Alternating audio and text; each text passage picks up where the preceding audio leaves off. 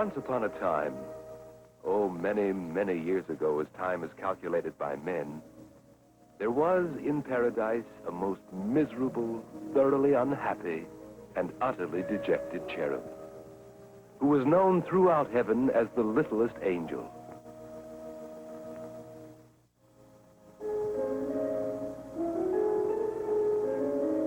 He was exactly 4 years, 6 months, 5 days, 7 hours, and 42 minutes of age when he presented himself to the venerable gatekeeper for admittance to the glorious kingdom of God.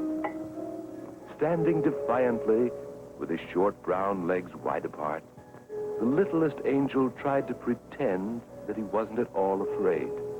But his lower lip trembled, and a tear disgraced him by rolling down to the very tip of his small, freckled nose.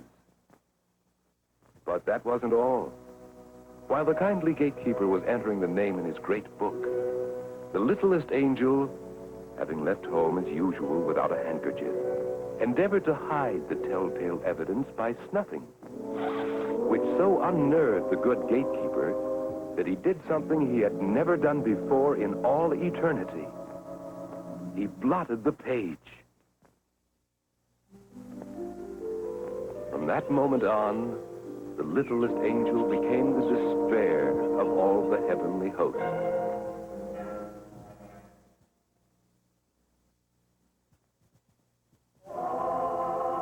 Whenever the heavenly choir held singing practice, he inevitably spoiled its ethereal effect by singing off-key.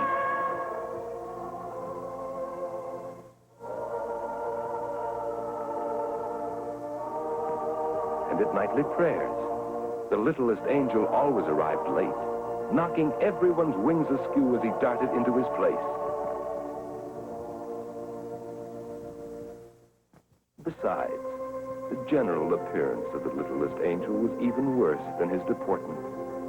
It was whispered among the seraphim and cherubim that he didn't even look like an angel. And they were quite correct. He didn't. For one thing, he was always running, holding on to his halo with one hot, chubby little hand, which made his halo permanently tarnished. Furthermore, even when he stood very still, it never behaved as a halo should. It was always slipping down over his right eye or over his left eye. Yes, and it must be here recorded that his wings were neither useful nor ornamental. Everyone in paradise held his breath when the littlest angel perched himself like an unhappy fledgling sparrow and prepared to take off. He would teeter this way and that way, and then finally he would shut his eyes, hold his freckled nose, and hurl himself slowly into space. However, owing to the regrettable fact that he always forgot to move his wings, the littlest angel always fell head over halo. Now, anyone can easily understand why the littlest angel would have to be disciplined. And so, on an eternal day in the year eternal, he was directed by a cherub to present his small self before an angel of the peace. And then, with a heavy heart, he trudged his way to the place of judgment. As he slowly approached the great doorway, he was surprised to hear a merry voice singing.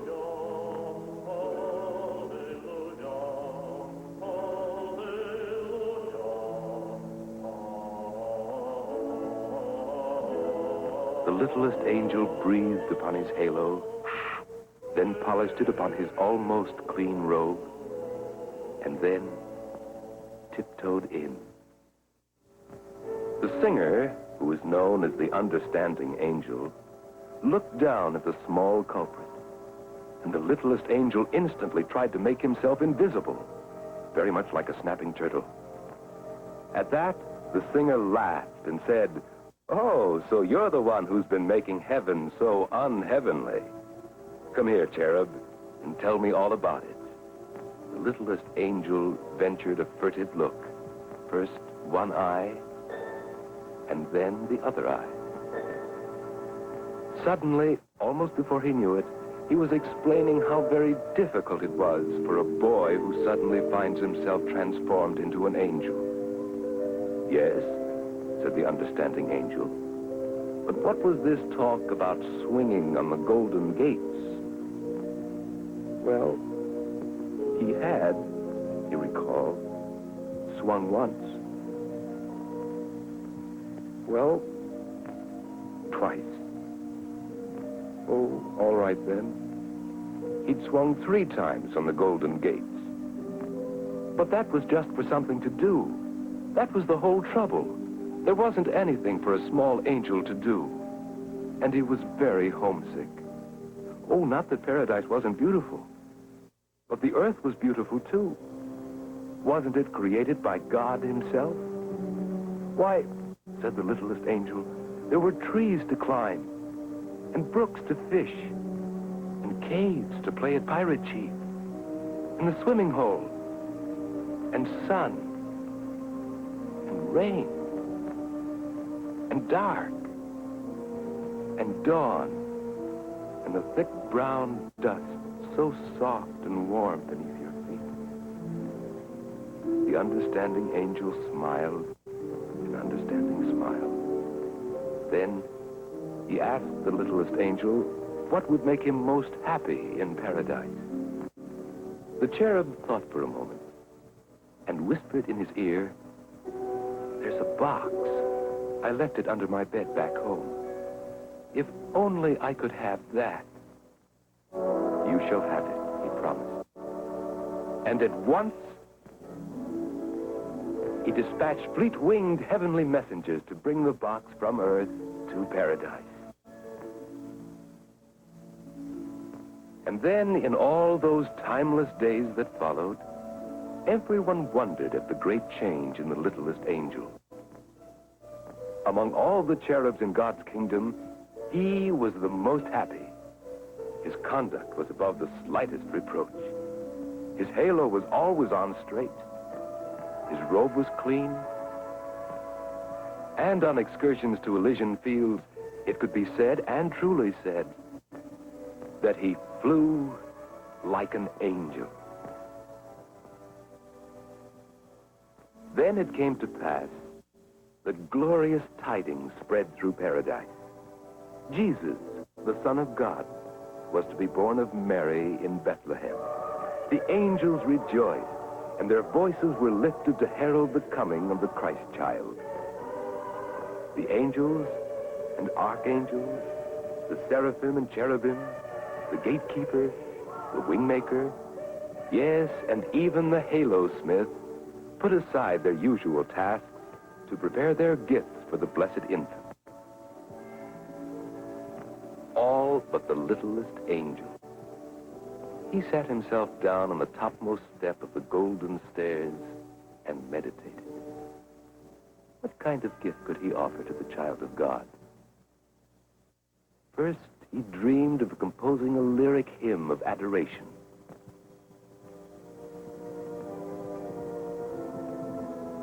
But the littlest angel was woefully wanting in musical talent. Then he thought of writing a prayer. But the littlest angel was lamentably lacking in literate skill. What, oh, what could a small angel give that would please the holy infant? And then suddenly, the littlest angel had an idea, a wonderful idea for a gift. And so, on that day of days, the birthday of the Christ child, the littlest angel proudly brought his gift from its hiding place behind a cloud and humbly placed it before the throne of God. It was only a little box, a small, rough, unsightly box, lying among all those other glorious gifts from all the angels of paradise. Gifts of such breathless beauty that heaven and all the universe were lighted by the mere reflection of their glory. And when the littlest angel saw this, he knew that his gift to God's child was a shabby gift indeed. He devoutly wished he might reclaim it. It was ugly. It was worthless. If only he could hide it from the sight of God before it was even noticed.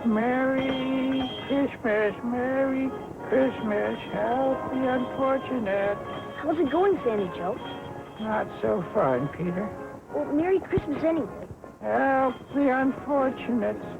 Help the unfortunate. Needy. What are you, some Dumbo? Give to the needy, sure. Merry Christmas, kids. Help the unfortunate. Hey, man, what do you mean, help the unfortunate? We are the unfortunate. Yeah, right on. Hey, come on, what do you want about? Unfortunate.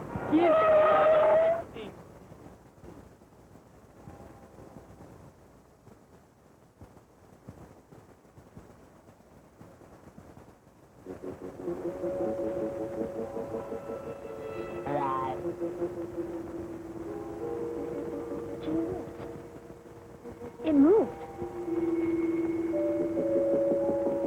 It moved again. Look, everybody. Look at the light in the sky. I saw it move. Gee, Smurf. Excuse me. I just saw a spaceship up there. Where? Up there in the sky. Can't you see it? Cute. Very cute. A light in the sky. Isn't your mother calling you? But I saw it. It's up there. It is so there. Look. It's a spaceship. Hey, Peter, I see it. You do? Sure, it's throwing space balls at you. Better watch out. Come on, you guys. I really did see it. Sure you did, Peter. Sure. Look, Peter, I'm a Martian, see? I'm green, and I'm gonna eat you. And this is my flying saucer. Brum, brum. Watch out. Do you see Peter? Maybe Rudolph the red-nosed reindeer flying around with Santa Claus? Yeah, and I'm the good fairy. Get up. Get up.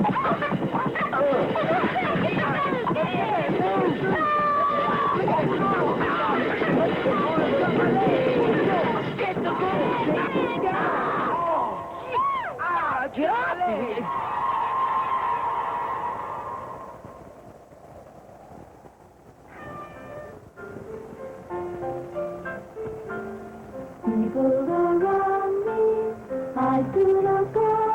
No, I can't say no to the sky. They don't even see me or like what they do see. Why can't they look to the sky?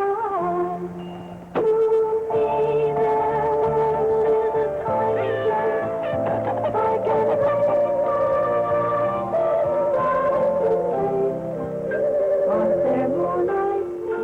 Can't they see what I see? Why don't they look to the stars?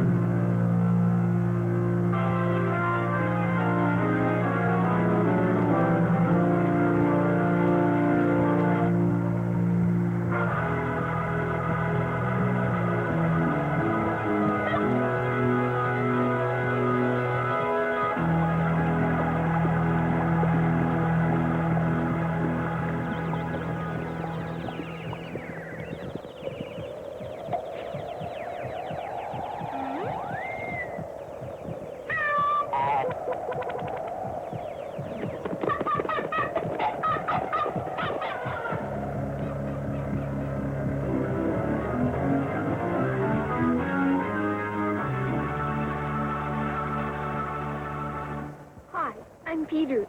That's Lucy. I live here. Over there. I I guess you don't understand me. Do not be afraid, young man. That is not so. We are equipped to identify, comprehend, and speak all languages known. Hello, how do you do? I am fine. Oh, I'm fine too, I guess. Lucy?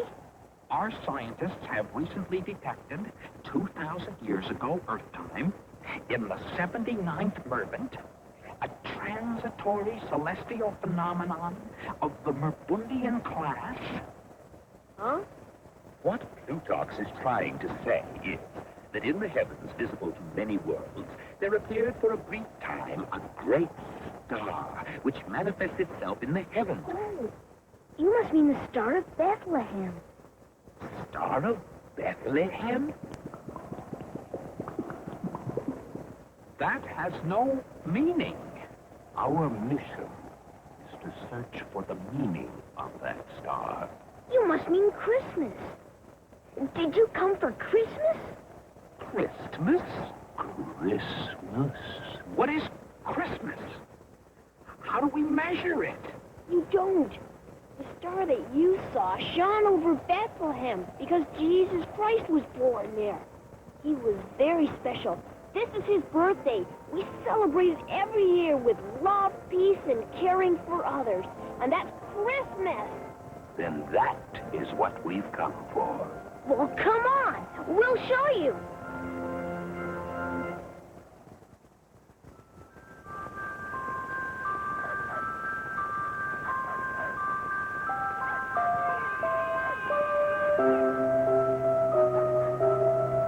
This is Mr. Bumble's store. He always puts Christmas in his window.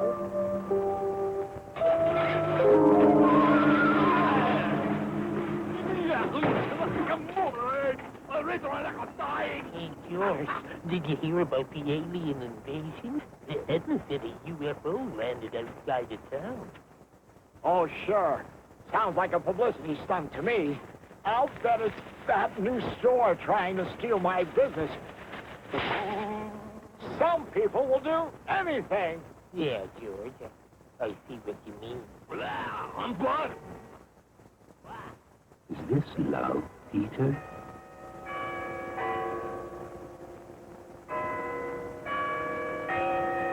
This is the town hall. Chief Snark and the mayor know all about Christmas. Hello. Don't tell me. You want to report a spaceship. That's the 6th call. Has everybody gone nuts? As mayor of this town, I say, keep calm! Hello? Everybody? You've got little green men in your pantry. Just keep... Are you sure it's not bats in your belfry? Calm! How many men have you got on duty tonight? Just yours truly. I gave Barney and Herman the weekend off. It's Christmas, you know. Is this Christmas, Peter? Christmas, Christmas! Call 'em back! Hey, no, better not. Don't want to start a panic. We better go check this out ourselves. Right. You go. I'll stay here. Yes, sir. If they come here... You come here? Why would they come here? Right. I'll come with you. Is this peace, Peter? Hey, this sounds more like Christmas.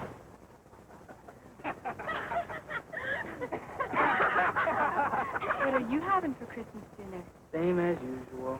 Nothing. That's too bad. Like we're having caviar and pheasant under glass.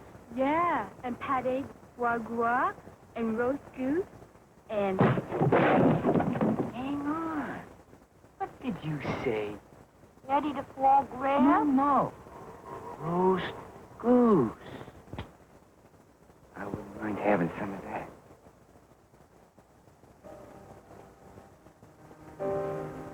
Is this caring for others? It's all right, Lucy. They're only kidding.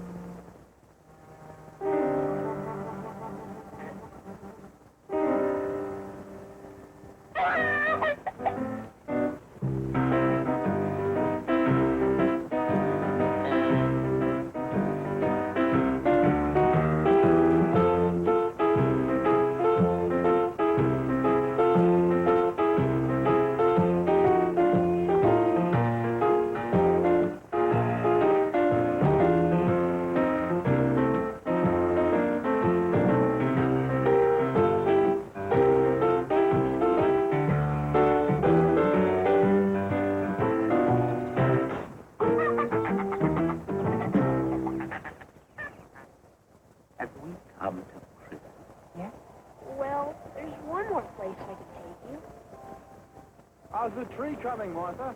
Ready, dear.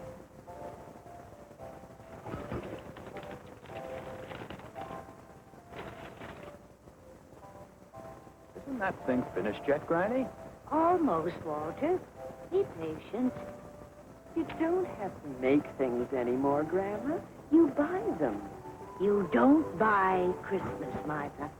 Especially for children. Where is Peter, anyway?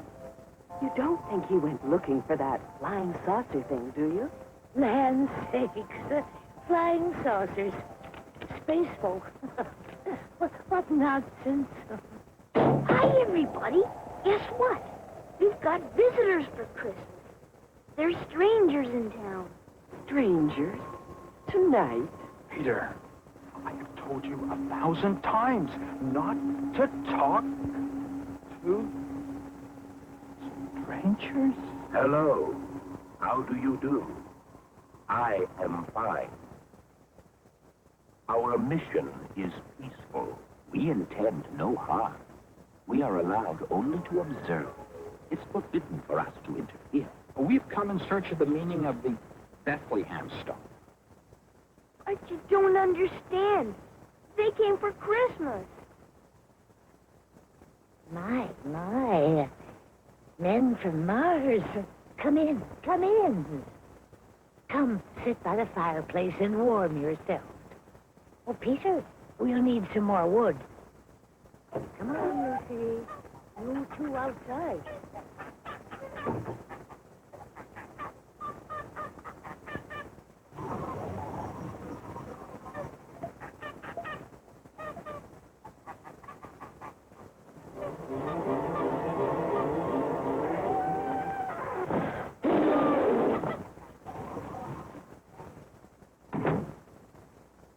Grandma, tell them what Christmas was like in the old days.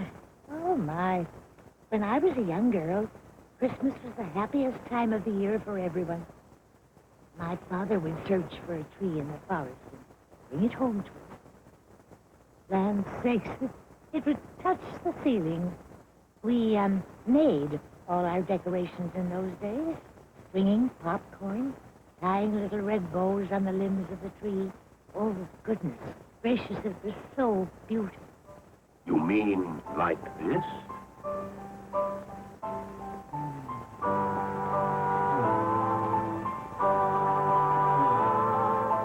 Time rolls fast and time rolls slow. We had so much so long ago. So long ago when I was young. Old stories told and old songs sung. The flames that lit the crackling wood.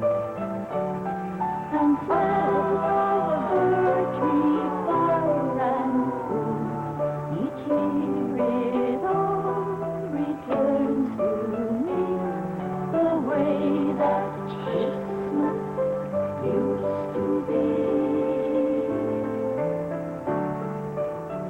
And we always had a big silver star at the very top.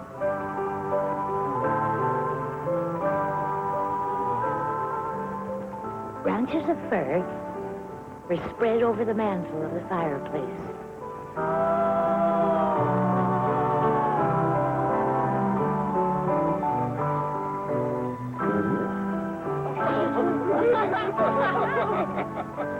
And Mother would spend days in the kitchen. Cakes and puddings, pies, ham and turkey. Enough for everyone. The way that Christmas used to be.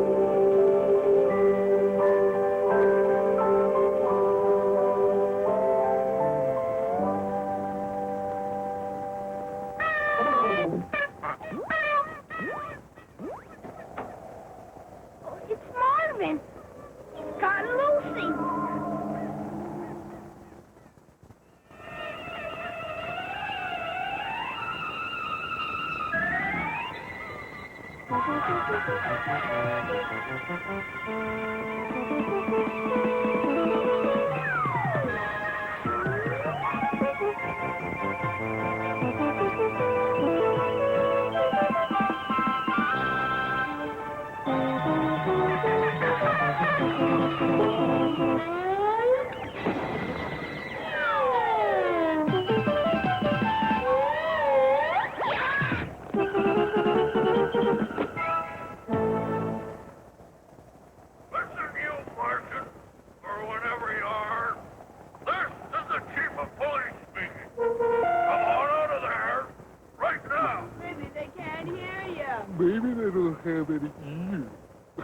Of course they have ears. Keep calm. I'm going to count to 10. So am I. 1, 2. Look out!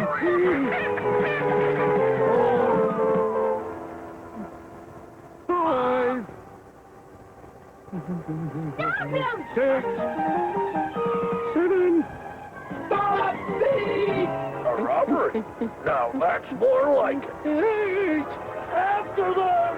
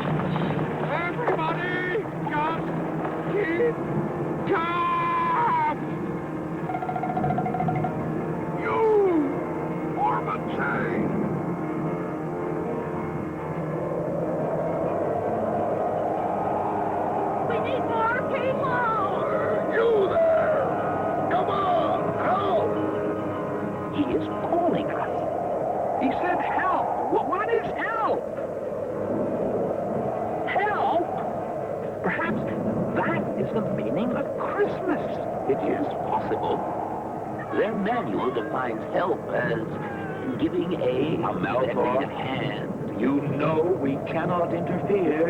Yes, but it's time we learned about Christmas. We better hurry. I hope Galax Centro isn't monitoring this sector.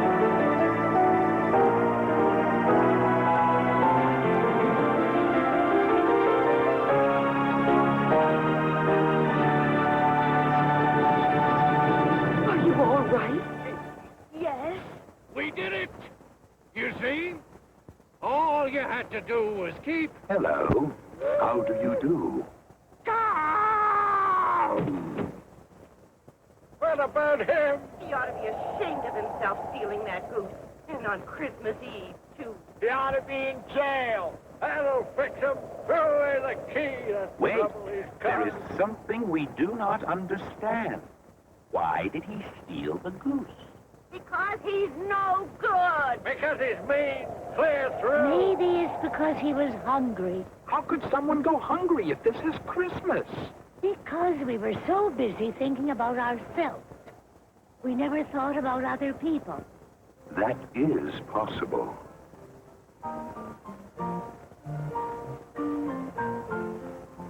You want to spend Christmas with us, Marvin? Who are you kidding? No one, Marvin. We'd like very much for you to share our Christmas. We've got loads of extra turkey. We've got some extra decorations. Well, Marvin, how about it? Sure you would. Right, Marv? Any more questions? No. I think we understand Christmas now.